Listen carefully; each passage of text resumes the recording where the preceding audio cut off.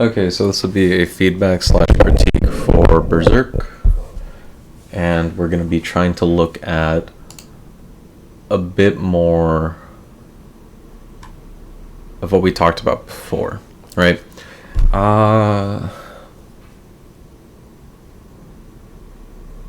I've given you feedback before. You know the spiel, right? Like Hobby was saying, we're people who really enjoy Tekken, right? We're people that, you know, we play the game a lot. We're not here to say that we are pros. We're just here saying, hey, based on our experiences, yada yada yada, here's where I think we can improve on. I'm seeing some improvements, right? But there's still some bad habits where I'm like, I maybe I just was blind the first time I was watching the first VOD, but here it really feels like, okay,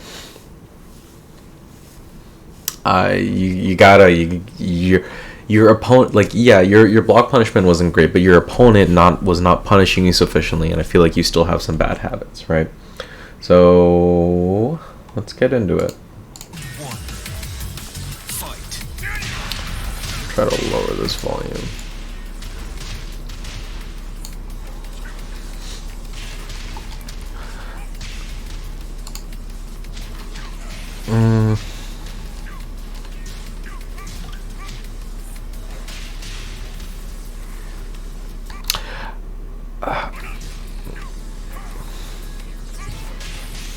Okay. What does he do? Okay. Let's take a look at this whole sequence here, right? I like what you did here. You whiff punished him. You have his pressure at the wall, but then you kind of disengage, right?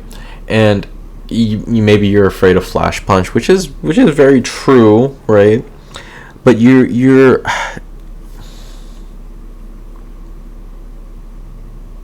I mean, I guess it's kind of an issue of AK not having plus frames. So the move choice that you chose to use was down forward 4, and it's not necessarily a bad move to use, right? But you have to wonder, think about the round before this, because this is the second round in your timestamped link. I did a round before this where you used a lot of forward 2-1 at the wall, right? So think about in your opponent's mind, right? I'm facing someone who likes to do a lot of forward 2-1 at the wall and not a lot of anything else, right? So why do you think that he's gonna duck your mid in this situation when in the past, anytime his back is to the wall, you do a lot of forward 2-1, right? And that's something you have to think about, is like, okay, when you press a button, what exactly is your goal with doing that, right? And it's kind of like, okay, my opponent's back is to the wall, I'm gonna press a mid. Why, right? Have you given them reasons to duck, right? If you're against AK, right? Are you gonna duck at the wall, like with his forward 2-1, with his forward 4, with his forward 2, right? Or are you gonna be generally trying to stand block, right? What do you think your opponent is going to do, right? Not just in general, but in an opponent who you faced and you've done a lot of forward 2-1, what do you think they're gonna do, right? My opinion, obviously, is that they're gonna keep stand blocking. So doing down forward 4 was a very weird choice, right? Everybody's got their opinions on moves. My opinion on that move is I like it for very fast disruption, right? But when my opponent's back is to the wall, my game plan and goal is to put on as much pressure as I'm going to.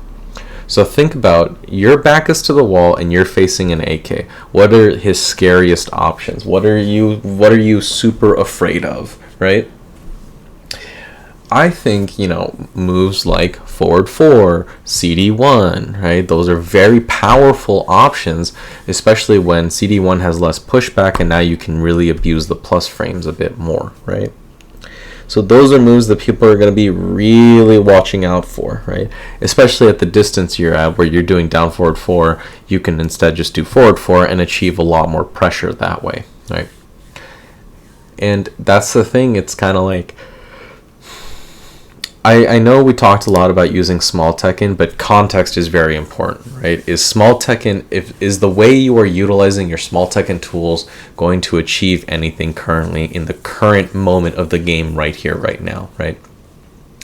You know, think about when you're using small Tekken in a situation of in the neutral, the opponent's approaching you, the opponent's pressuring you, versus your opponent's back is to the wall, you just landed a knockdown or combo, and they're waking up into your Oki and or pressure, right?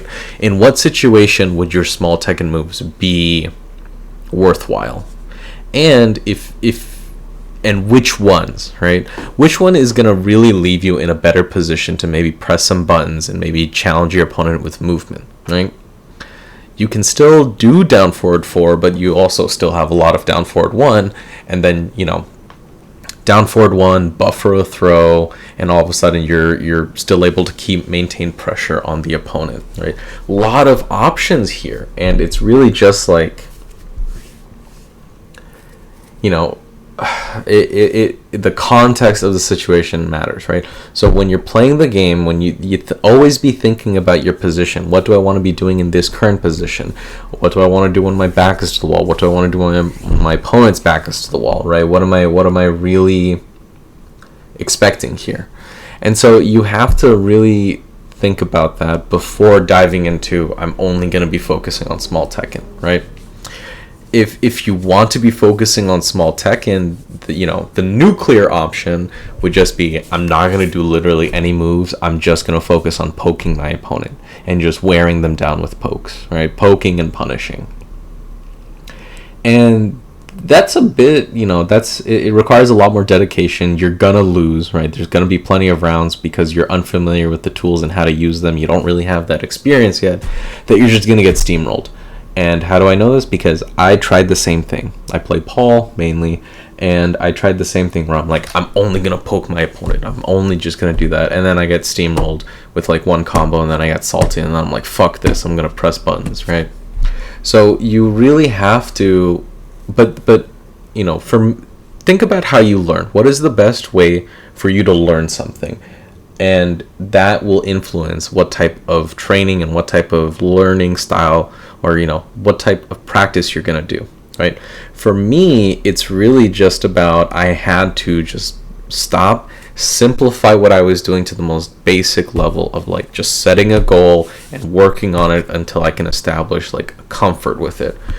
The example I always use is that I whiff punished a lot with like back 1-2 and death fist, but there are situations where I could death fist. I really felt like I could up my punishment by practicing with core circle forward 1, right?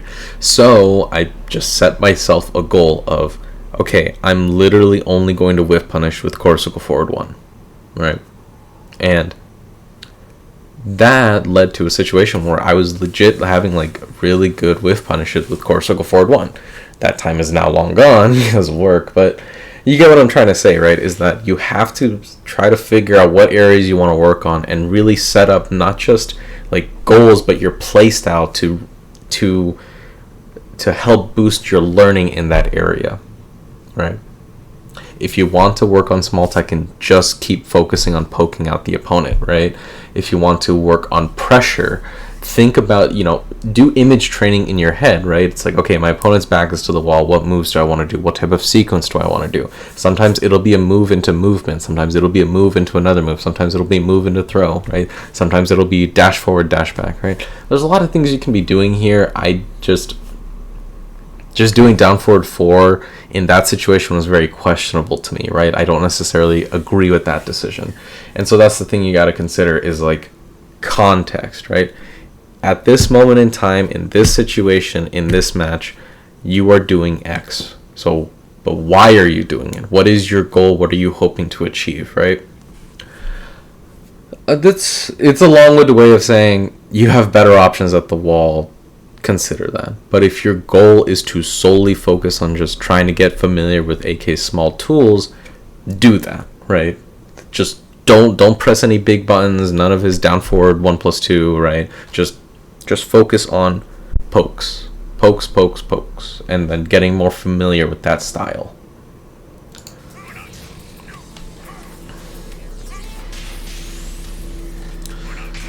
Unfortunate. Just a little bit off in the spacing, but I like the idea, right? I don't disagree with how that round ended or what you tried to do there.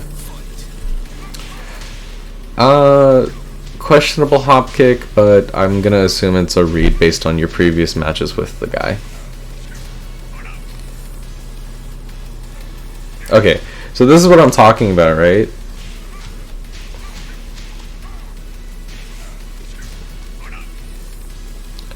When you press the forward 2-1 in this situation, why do you think why do you think that forward 2-1 will work out? What is your thought process here, right? Do you believe the opponent is going to press a button? Do you believe the opponent is going to try and dash forward at you, right?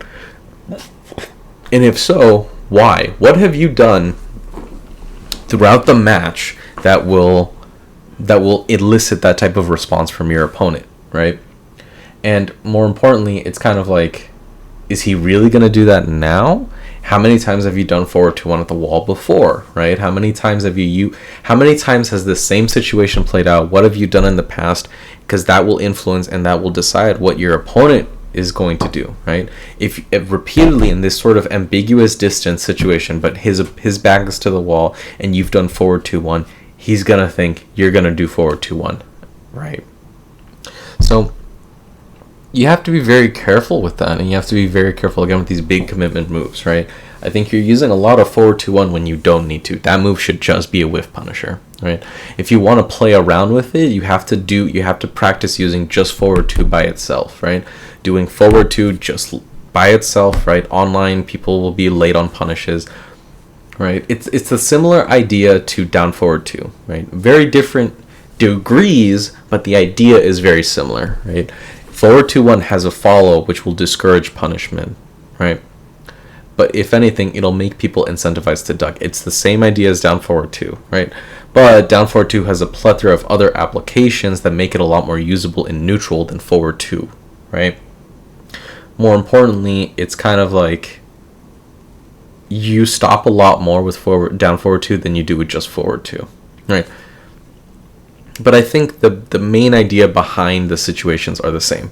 You're doing a move with the follow-up, which will discourage your opponent and force them into awkward spots where they either give up the punish or get hit, right? So using these moves are still fine, but if you've repeatedly used them and the opponent is ready and you haven't done anything to mix up your timing, mix up your follow-ups, right?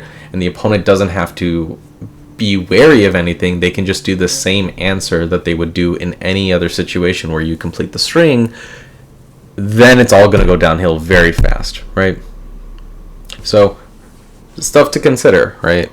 Context is important.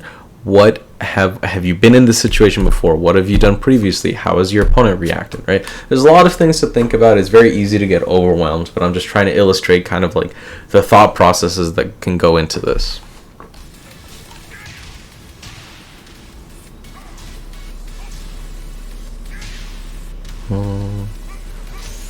So right here, right, what exactly...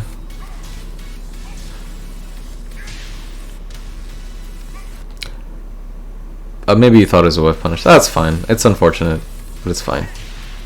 Okay, alright, this is what I want to talk about. I'm going to talk about this a lot because I do the same thing, right? Your opponent, one, you just missed a whiff punish, which is fine, that happens. But you're at range 0. Out of all the tools you are using, why do you use CD1? What exactly is going through your head, right? What's going on here? Why are you doing CD1? I do this a lot. I do the same thing a lot, right? When I'm playing Paul, I do core circle back 4 a lot in situations where I arguably shouldn't, and I'm usually rewarded for it, right? Because I get lucky, or the opponent just likes mashing buttons. But ultimately, let's talk about this. It is a bad decision, right? Just because you and I may be rewarded for making a bad decision does not suddenly make it a good decision, right?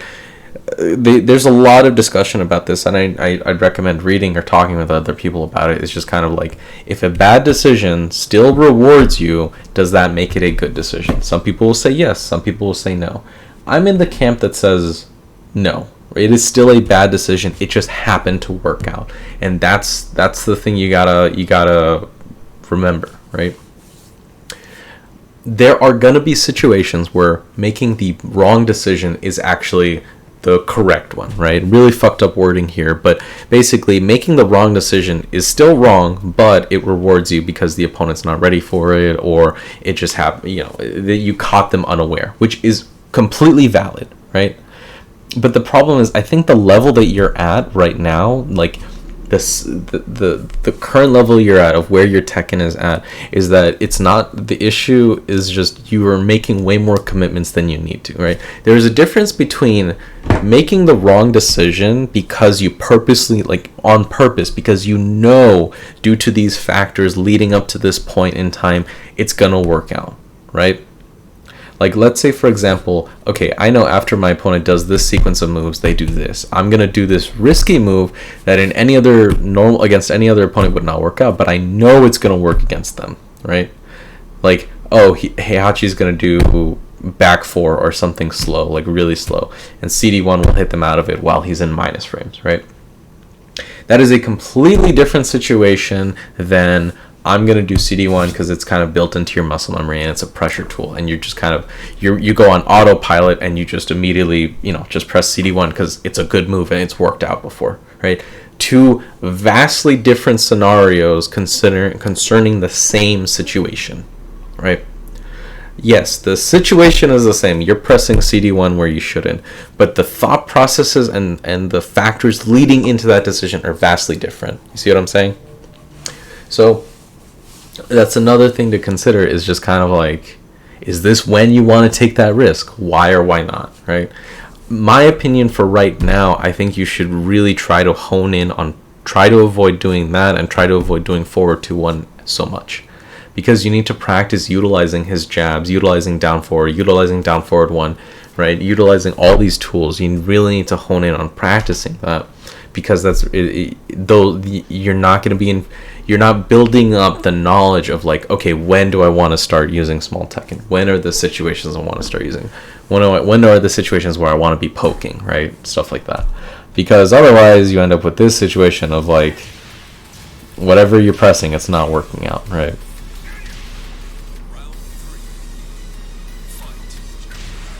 Unfortunate.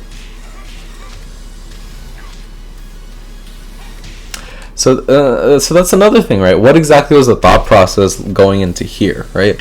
Why the up forward 1+2? What were you hoping to do? Were you just hoping to approach the opponent?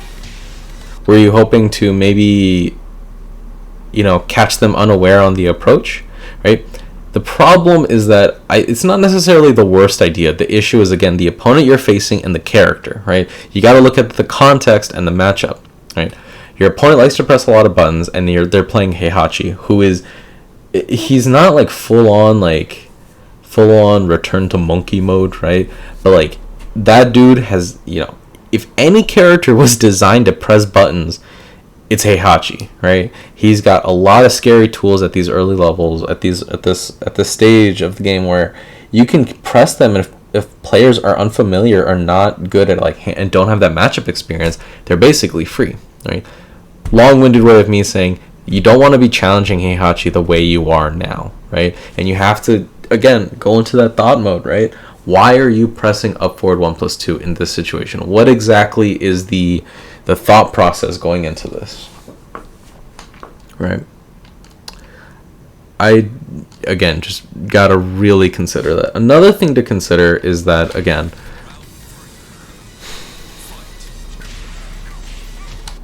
why are you pressing down forward 2? What exactly? So okay, well, no, actually, you're pressing because he stepped in the previous round, I think.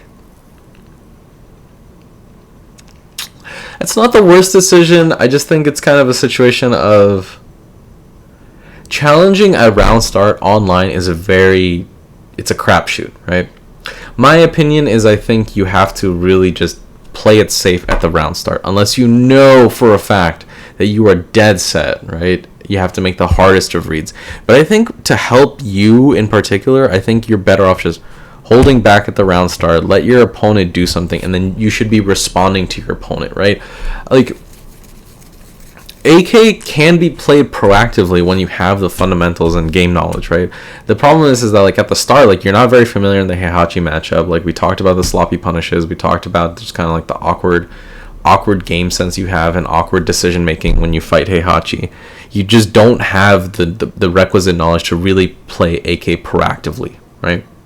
So I think you should be trying to make your playstyle more reactive, right? First, confirm what your opponent is doing. Are they ducking? Are they stepping? Are they doing mids? What are they doing? And then what is your best option against whatever they're doing, right? So play a bit more reactive, but let's keep going. Okay. Before you commit to the up forward 2 for some reason, you start sidestepping, which is good. The problem is that when you sidestep in the direction you're going, now you're like perfectly aligned to the wall, right? That's another thing we've talked about in the past, is that you have to really think about like your stage awareness, right? You're positioning the stage, like how you have to really remember that the stage is a resource for both players, right? It's a situation where it's like, okay, my back is to the wall. How do I continue to move away from the wall, but then create the most awkward wall splat possible for the opponent, right?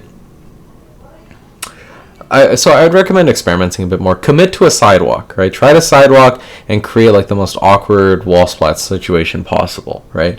And another thing to consider is that the directions, right? If you sidestep left, right, you're going to go towards the background, and that's where the balcony break is, right, which is very risky. But if you sidestep right, your back will be to the wall, but then Heihachi's back will be possibly towards the balcony break. So stuff to consider, right? Again, it's a lot. I think you should focus on just one goal at a time, right? You don't necessarily have to start factoring in balcony or floor breaks or anything like that. Just think about, what is the best position I can be in to avoid getting pressured by Heihachi at the wall, right? Because you do not want to be pressured by Heihachi at the wall, right? It's not a fun place to be. So thinking about, all right, what is the ideal situation there?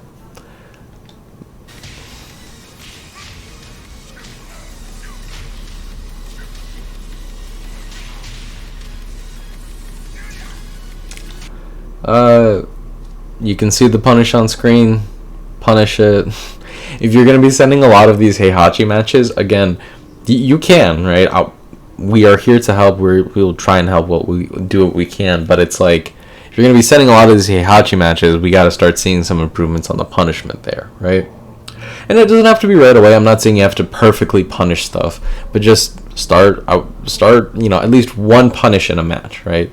If 3 rounds you can punish some common move that he's always doing consistently once, awesome. That's it, right? You got to build it up, right? So I'm not trying to say like you have to have perfect punishment right away, but keep it in your head, keep working on it, keep chipping away at it. Oh, that's so interesting. How did he step in that direction? It's probably because both of you are player 1, but online it looks like he's player 2, right? That's another weird thing. Okay, so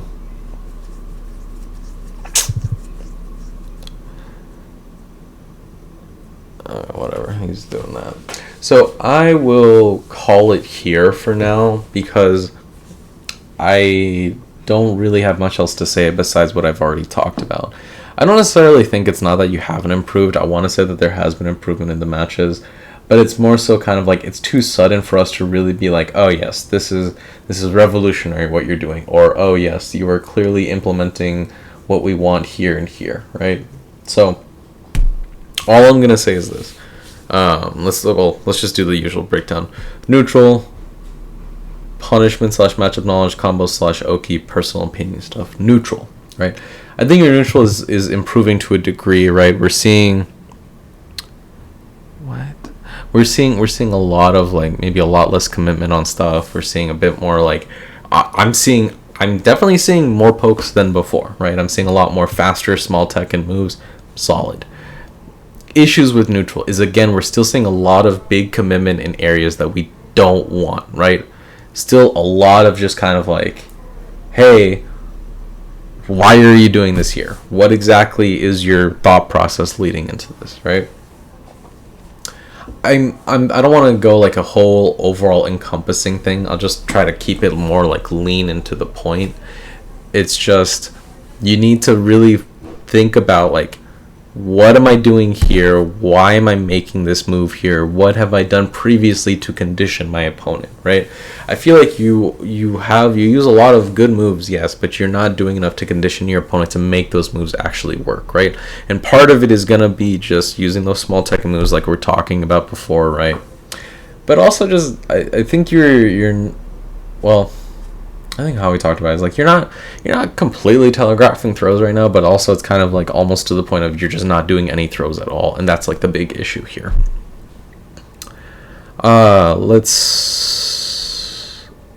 Other aspects of neutral I want to talk about.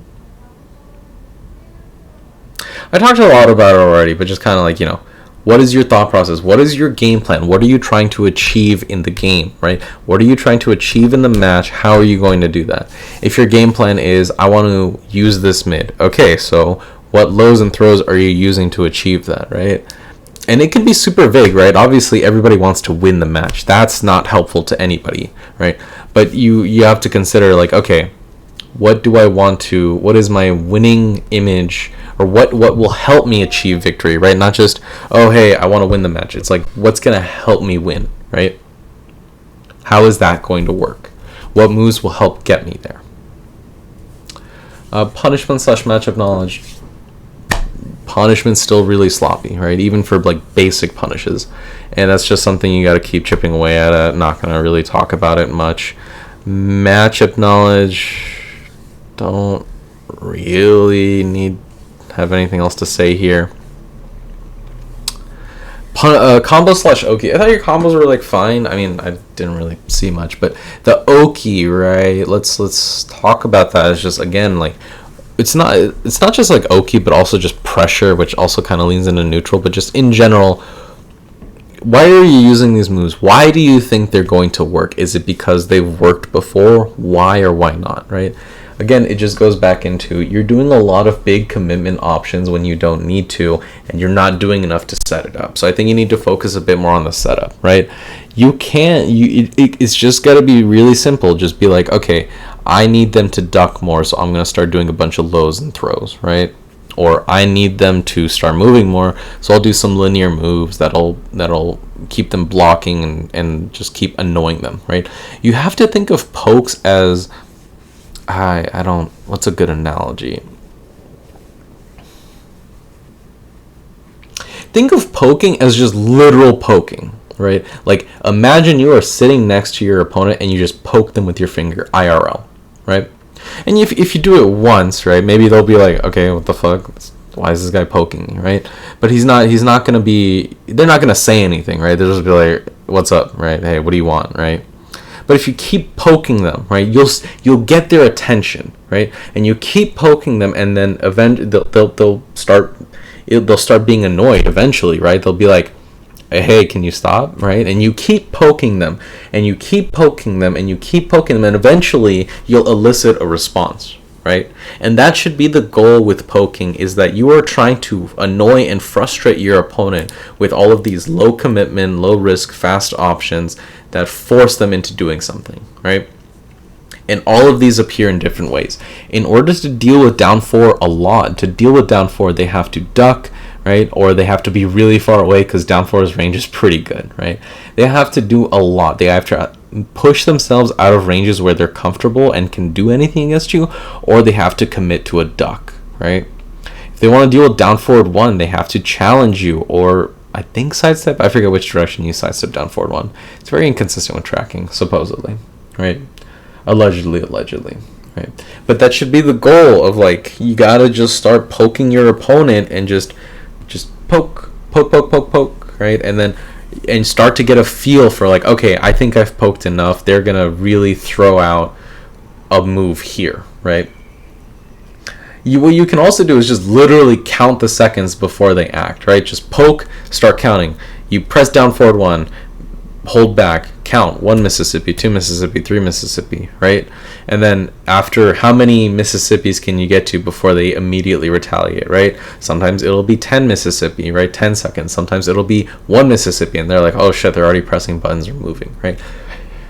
So, start practicing with the whole, I'm going to annoy my opponent as best as I can and force them into making a big commitment, which ideally you will then punish, right?